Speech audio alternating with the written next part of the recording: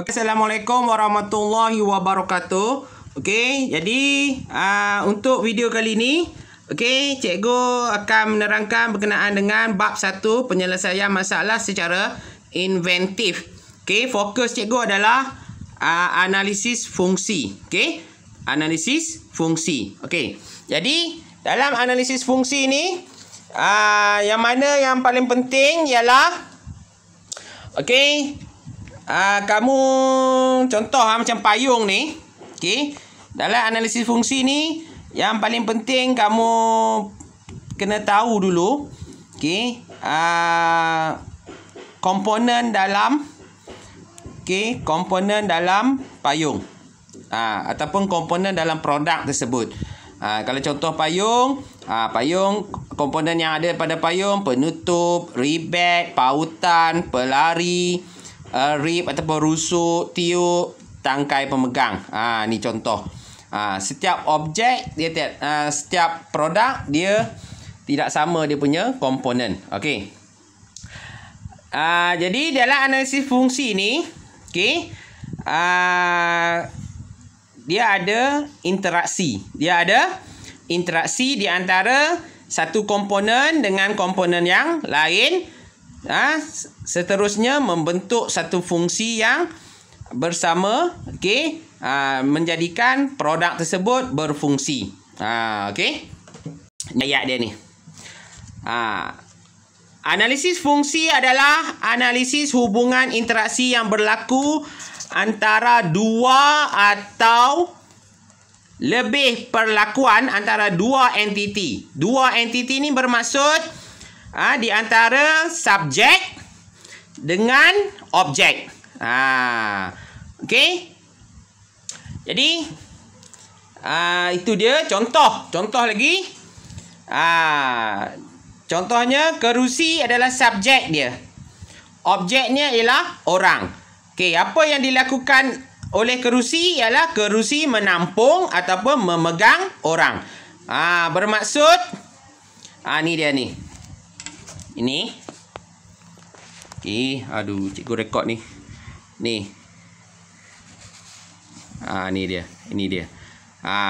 Subjek, petak, anak panah, objek, bulat. Fungsi.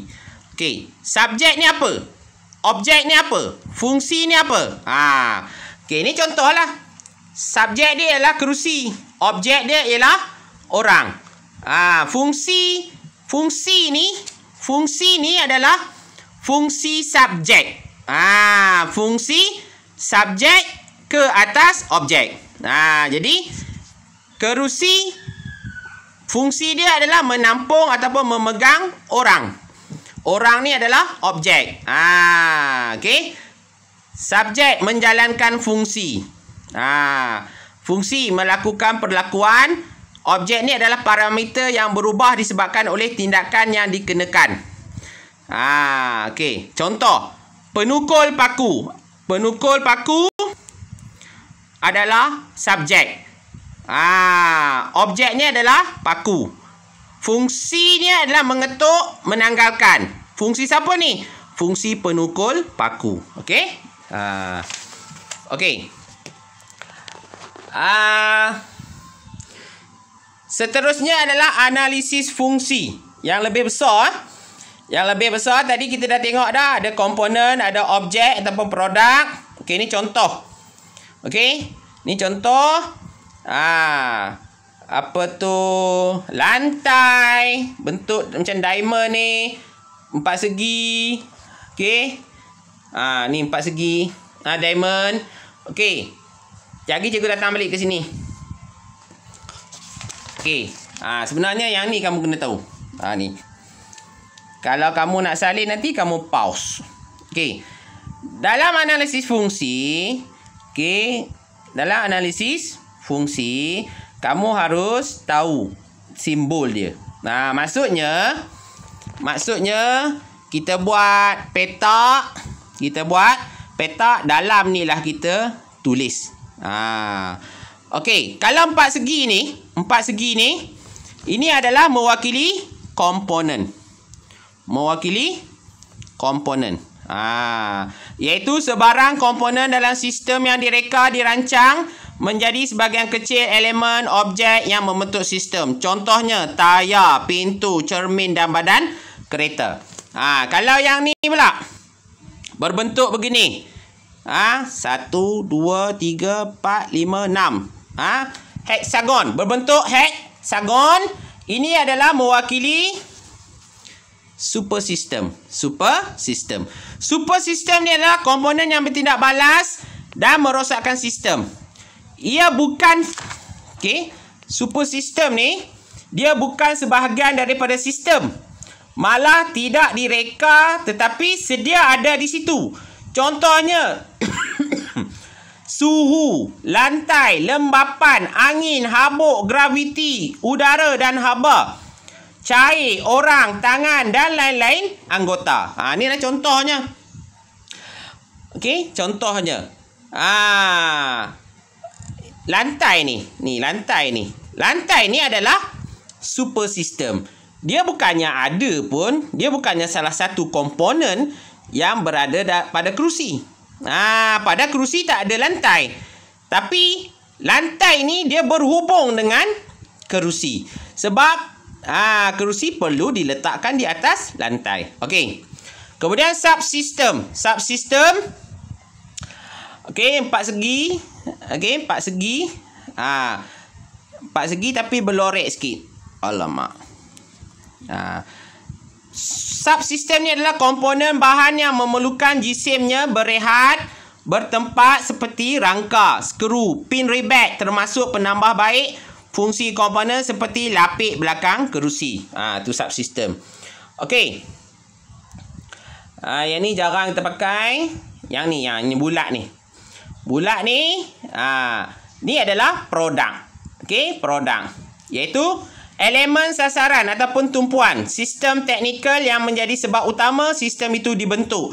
Contohnya kereta, berus gigi, makanan dan orang. Jadi yang menjadi fokus kepada kamu ialah komponen super system. Komponen super system. Kemudian ini dia. Produk. Tiga ni dulu kamu nak kena cam. Ada bentuk empat segi, bentuk heksagon dan bentuk bulat. Bentuk empat segi ni untuk komponen. Contohnya dalam sebuah kerusi, komponen-komponen yang terdapat pada kerusi ialah kaki kerusi. Sebab tu dia letak di dalam bentuk empat segi. Muka kerusi empat segi. Tiang penyanda ada dekat kerusi tu. Dia adalah komponen kepada kerusi. Tiang penyanda ni dia. Tiang penyanda. Ni. Dia ada dekat kerusi, maksudnya dia komponen. Jadi kita letak dia dalam bentuk empat segi. Penyanda. Ni penyanda. Ni penyanda. Penyanda. Ini dia adalah komponen dalam produk kerusi ni. Jadi sebab tu dah dia diletakkan dalam bentuk empat segi. Lapik kerusi. Lapik kerusi. Kalau dia ada dekat kerusi tu, dia adalah komponen. Jadi letak dalam ni. Skru. Selalunya untuk peringkat kamu tak payah lagi guna subsistem ni. Tetap guna empat segi je. Dia juga skru ni juga adalah komponen dalam kerusi. Kalau tak ada skru, tak jadi kerusi lah. Faham? Kemudian tengok lembapan. Lembapan ni adalah super system. Sebab tu dia letak di dalam bentuk heksagon. Orang. Orang ni adalah apa? Produk. Produk. Jadi ataupun kerusi ni nak memegang siapa? Kerusi ni nak memegang orang. Orang yang nak duduk atas dia.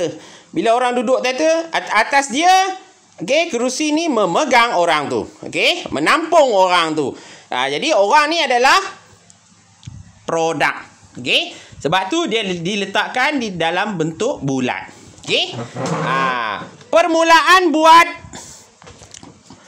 Permulaan kamu nak buat model fungsi. Permulaan kamu nak buat model fungsi. Okey. Kamu buat apa? Permulaan nak buat model fungsi ialah kamu tulis semua dulu. Tulis. Contohnya mula-mula tulis dulu. Yang mana komponen-komponen yang terdapat dalam kerusi. Ada kaki kerusi, kemudian ada muka kerusi, ada skru, ada tiang penyanda, ada lapik kerusi. Dan tulis juga produk dia ialah orang. Okey, kalau kamu dah boleh berfikir berkenaan dengan super sistem, kamu tulis siap lembapan dan juga lantai. Kemudian kamu sambungkan setiap yang kamu senaraikan tu, jangan letak lagi kotak ni. Kamu sambungkan dengan anak panah. Okey. Tengok contoh muka kerusi, kaki kerusi. Okey, muka kerusi, kaki kerusi. Ni cikgu anggap sebagai muka kerusi, tempat kita nak duduk letak buntut. Ni muka kerusi. Okey, kaki kerusi dekat sini. Okey, siapa pegang siapa? Kaki kerusi memegang muka kerusi. Jadi kaki kerusi memegang muka kerusi. Sebab itulah tengok, kaki kerusi memegang muka kerusi. Sebab itulah anak panah daripada kaki kerusi menghala ke arah muka kerusi. Fungsi dia memegang. Okey, kamu tulis ni dulu, kaki kerusi, muka kerusi. Kemudian kamu sambung dengan anak panah dan kamu letak dia punya fungsi. Lepas tu barulah kamu dah sambung semua anak panah, kamu letakkan. Nak bubuh kaki kerusi ni apa benda? Dia komponen ke? Dia super system ke? Dia produk? Okey, tentukan dia komponen. Jadi letaklah bentuk ni. Komponen bentuk 4 segi. Kalau lembapan ni apa? Dia komponen ke? Tak, dia adalah super system. Bubuh bentuk hexagon. Orang ni apa? Dia komponen ke, super system ke, produk? Dia produk, bentuk bulat. Okey, tapi anak panah pada peringkat awal semuanya sama. Anak panah semuanya sama, iaitu ni dia. Anak panah yang kita mula-mula guna. Okey, peringkat awal kita guna anak panah ni. Okey, iaitu garisan biasa. Itu berguna dulu. Lepas tu baru kita akan guna yang lagi 3 ni. Yang lagi 3 ni cikgu dah tahu banyak kali dah. Cikgu harap kamu ni. Okey, kita guna yang awal dulu. Yang nombor 1 ni dulu. Yang ini kita akan ubah. Jadi sebab itulah dia kata model fungsi yang tidak lengkap. Sebab apa tidak lengkap? Sebab semua masih lagi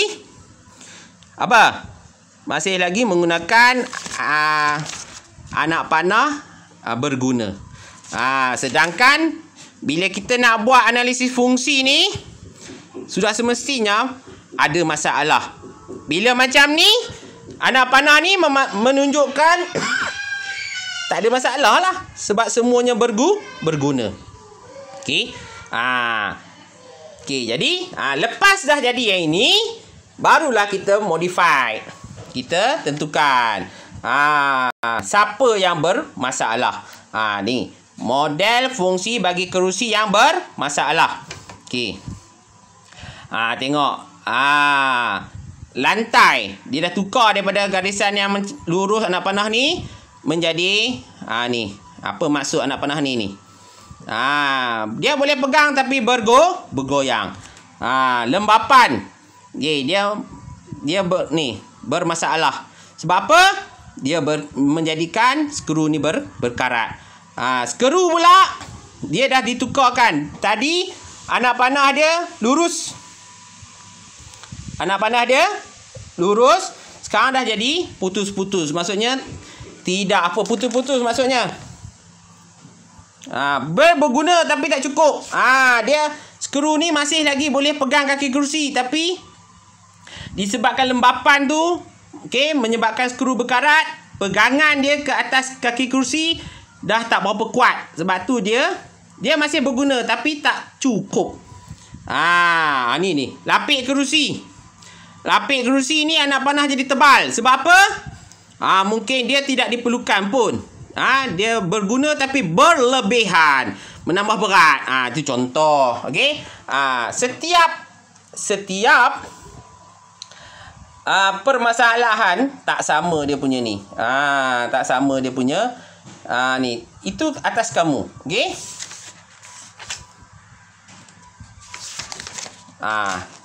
Lepas tu, okey, lepas tu bila dah dapat dah permasalahan dia, okey, ni selain daripada kita buat analisis fungsi yang macam ni, bila kita dah buat ni, kita dapatlah siapa yang bermasalah, skru. Okey, skru yang bermasalah. Okey, ni salah satu nak cari punca masalah. Kaedah kedua untuk mencari punca masalah, okey, ialah selain guna analisis fungsi, kita juga boleh guna analisis berantai punca dan kesan. Dia macam jawab soalan lah. Bangau tu. Okey, dia mula dari sini. Hasil akhir. Okey. Ini tak apa, cikgu nak fokus kepada analisis fungsi yang menggunakan model fungsi. Ini fokus kita pada hari ini. Okey, yang ni nanti. Okey, seterusnya bila dah dapat dah masalah, punca masalah, kita akan pergi pula kepada percanggahan fizikal. Okey, percanggahan merupakan salah satu teknik penyelesaian masalah inventif. Percanggahan bermaksud berlaku pertentangan antara parameter. Pertentangan menjana idea bagaimana hendak diselesaikan. Terdapat dua percanggahan yang besar, iaitu percanggahan kejuruteraan dan percanggahan fizikal. Fokus kita percanggahan fizikal. Untuk tingkatan 2 ni. Okey, mengenal pasti dan menganalisis percanggahan fizikal. Okey, percanggahan fizikal ialah percanggahan yang berlaku pada sesuatu produk. Percanggahan melibatkan percanggahan nilai, parameter atau pemberi ubah yang sama, tetapi mempunyai sifat atau ciri yang berbeza. Sebagai contoh, percanggahan antara besar dan kecil, panas dan sejuk. Okey, percanggahan antara besar dan kecil, panas dan sejuk, berat dan ringan, serta terang dan gelap. Nampak? Dia bercanggah. Besar lawan kecil, panas lawan sejuk, berat lawan ringan, terang lawan gelap. Okay, ni contoh. Contoh nak bagi faham lagi, objek dia adalah cawan. Percanggahan fizikal dia adalah nak cawan tu besar ketika haus dan nak cawan yang kecil ketika kenyang. Jadi apa lawan apa ni? Besar lawan kecil. Besar lawan kecil. Baju pula, mau baju yang panas ketika sejuk dan baju tu boleh sejuk ketika cuaca panas. Jadi percanggahan dia sejuk lawan panas. Ni panas lawan sejuk. Dia nak baju tu panas ketika sejuk, baju tu sejuk ketika panas. Kemudian basikal. Laju lawan perlahan. Okey.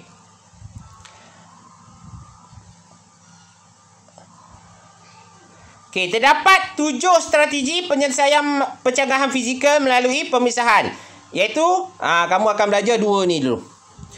Pemisahan ruang dan pemisahan masa. Apa itu pemisahan ruang? Percanggahan berlaku pada ruang yang berbeza. Percanggahan masa percanggahan berlaku pada masa yang berbeza. Okey, contoh.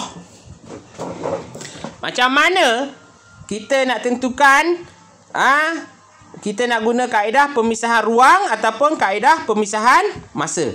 Okey, ini contoh.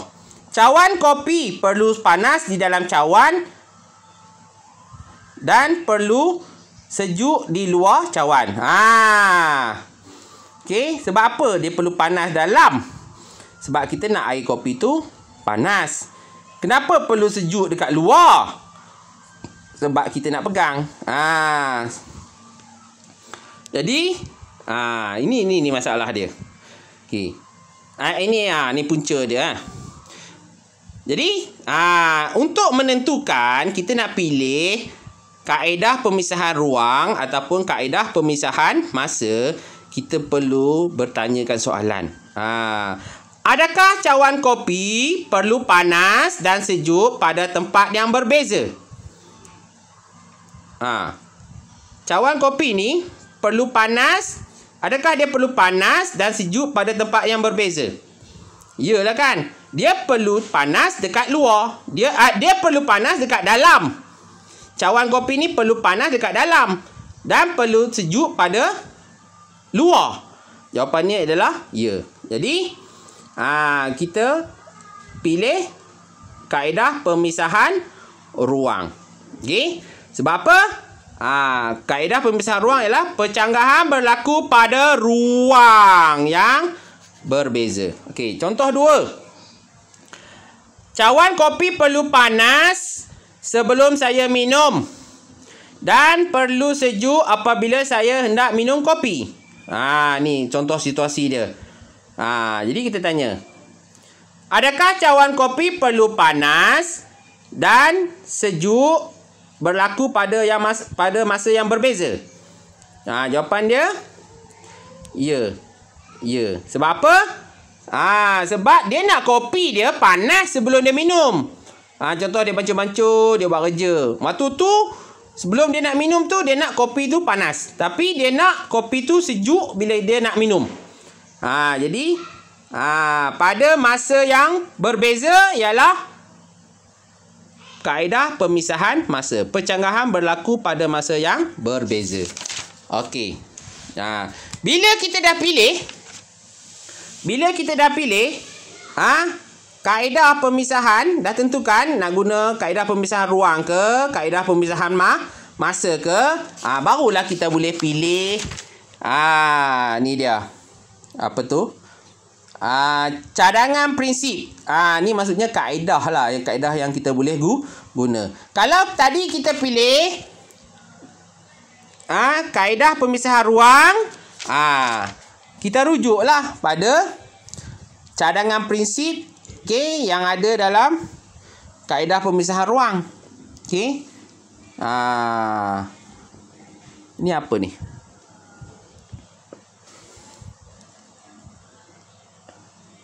Ini ruang, ni. Ruang. Okey, katakanlah kita ruang. Ni situasi dia, cawan perlu panas dalam cawan dan perlu sejuk kat luar. Kita tanya soalan, kita dapat. Okey, kita guna kaedah pemisahan ruang. Dalam kaedah pemisahan ruang ni, dia ada banyak cadangan prinsip. Segmentasi lah, pengekstrakan lah, kualiti setempat, tidak simetri, penyarangan, pengantara, filem nipis dan boleh lentur. Nak pilih yang mana satu yang sesuai dengan masalah kopi kita ni?